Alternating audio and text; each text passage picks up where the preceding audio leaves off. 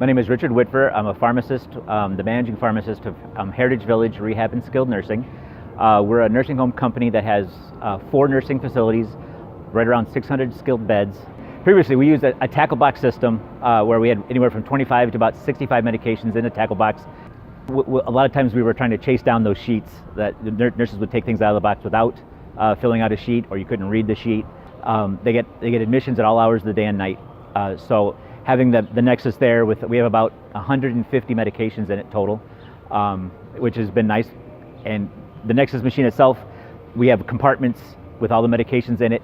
So the nurse, when she has to put the information in the computer, the drawer opens, the cabinet opens, they can only take the drug out, and that's it. So there's a lot of control with it. You know what's being taken in, taken out. They like it. They like it a lot.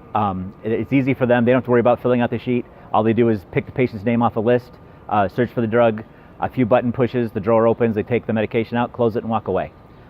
There's none of this trying to remember, oh, I didn't fill the sheet out. There's none of that being chased down. It works really well. We have a lot of medications in there. It's easier for them to find them. It just makes it a lot easier to use. We know what's in the box. We know what's been taken out, when it's been taken out. We know right away. If there's an issue of an inventory, something's going wrong, medication's missing, we know when to replace it.